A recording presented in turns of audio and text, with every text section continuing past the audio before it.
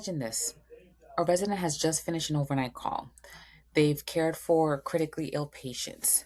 They've made countless clinical decisions. Their pagers have been going off all night, responding to emergencies, and now they're expected to drive home.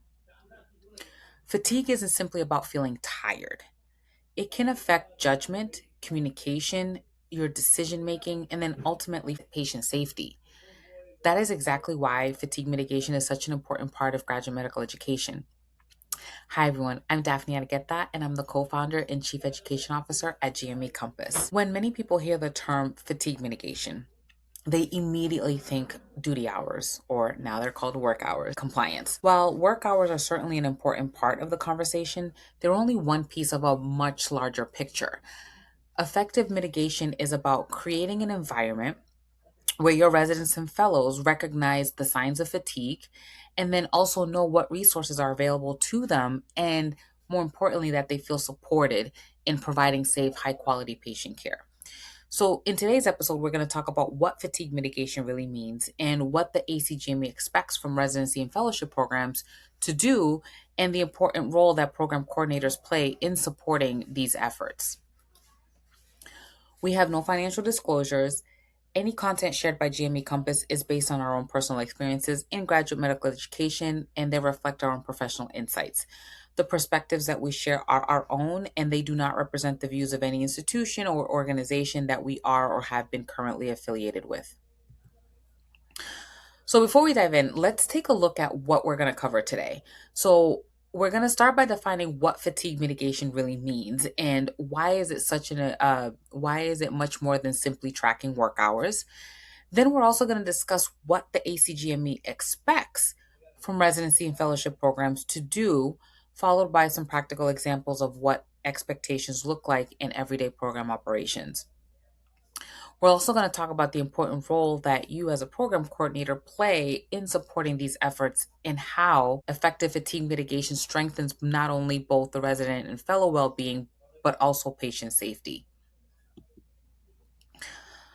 So before we talk about how to build an effective fatigue mitigation program, let's first look at what the ACGME actually expects. So the ACGME doesn't simply expect programs to monitor your work hours. That's, again, only one part of the equation.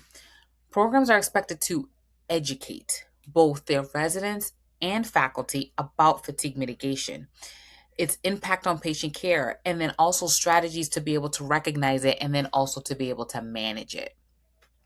They should also have a clear process for reporting fatigue concerns so residents know exactly what to do if fatigue could affect their ability to safely provide care or even drive home after a shift. Just as importantly, programs need to make resources available.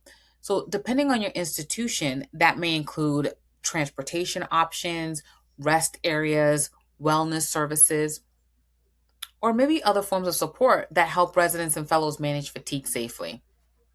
The ACGME also emphasizes that this is also about creating a culture where residents and fellows feel comfortable speaking up and asking for help without fear of negative consequences or retaliation.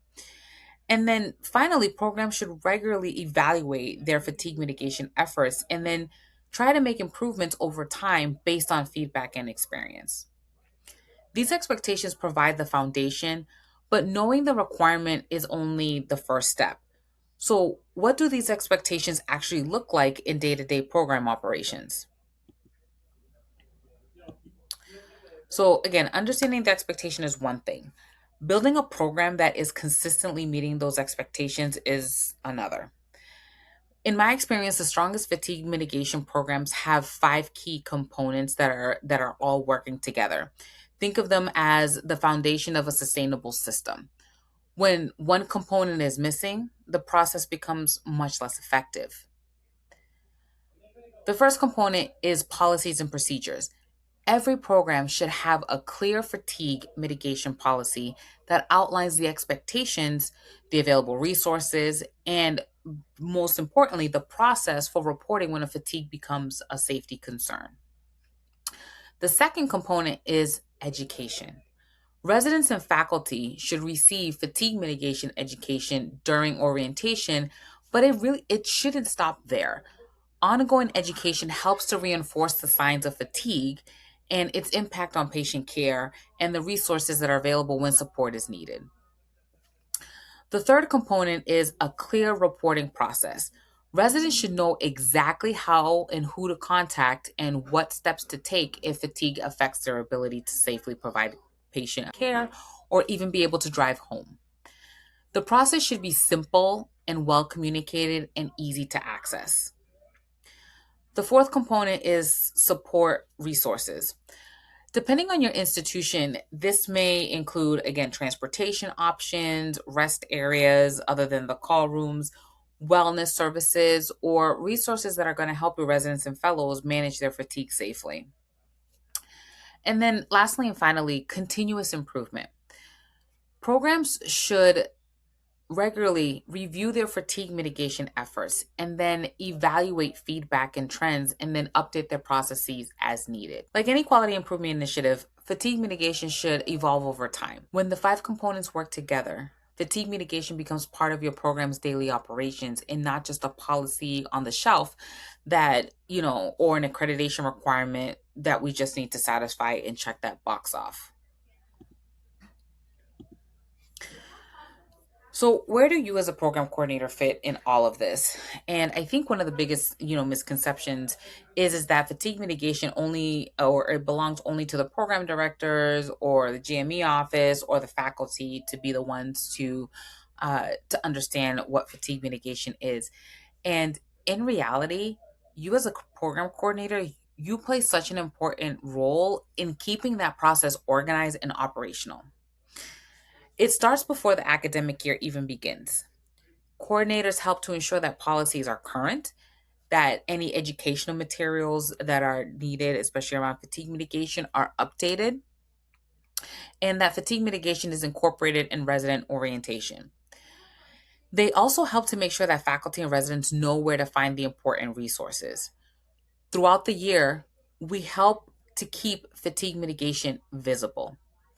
This might include coordinating annual education, like in didactics, sharing reminders, making sure that the resources remain easily accessible, and also supporting programs and leadership with communication. If a fatigue concern does arise, our role isn't to solve the problem ourselves. Instead, we help ensure that the established process is followed.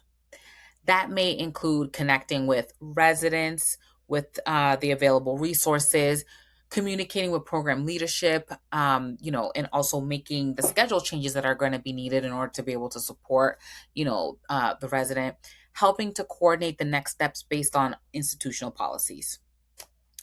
And then finally, coordinators play an important role in continuous improvement. We often are the ones that identify the gaps.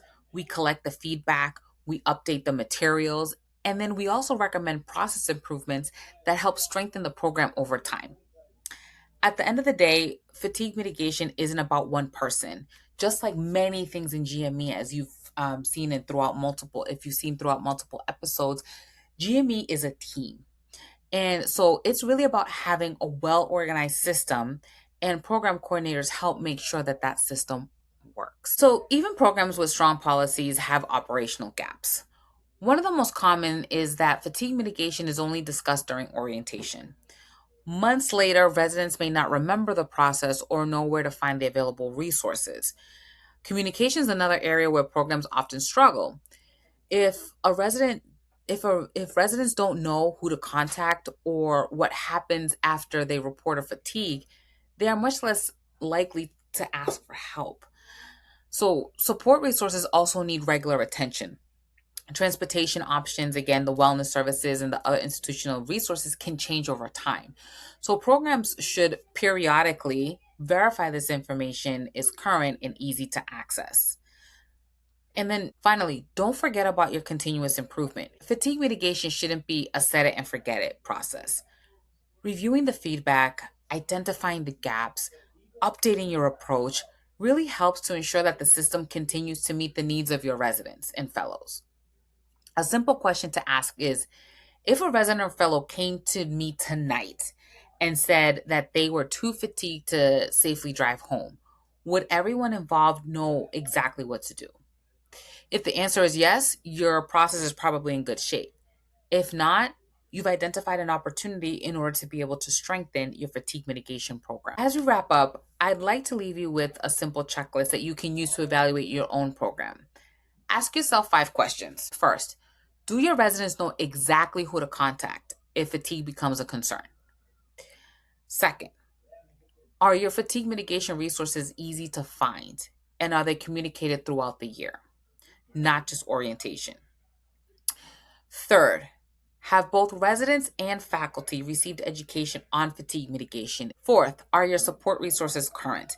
Transportation options, wellness services, and other institutional resources should be reviewed regularly to make sure that they're still available and that they're accurate. And finally, when was the last time your fatigue mitigation process was actually reviewed? Likely, any quality improvement effort it should evolve over time based on feedback and experience. If you've answered no to any of these questions, please don't be discouraged. Instead, think of them as opportunities to strengthen your program and to better support both your resident well being and your patient safety. Remember that effective fatigue mitigation isn't about having the perfect policy. Again, there's no perfection in GME as much as we try. It's about building reliable systems that people can understand, trust, and that they will also be able to use.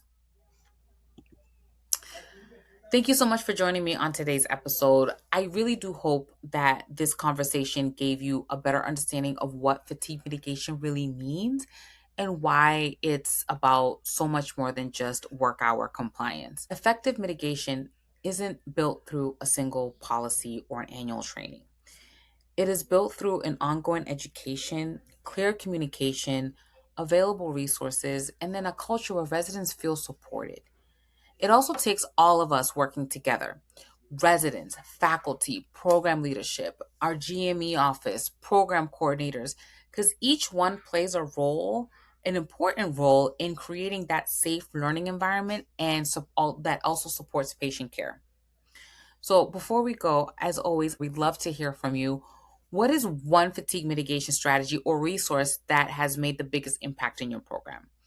Share your thoughts in the comments below. Your experience may help other GME professionals discover a new idea or approach. If you found this episode helpful, please share the video. Also, subscribe to GME Compass if you haven't already and share it with other GME professionals. Thank you again for watching, and I'll see you in the next episode.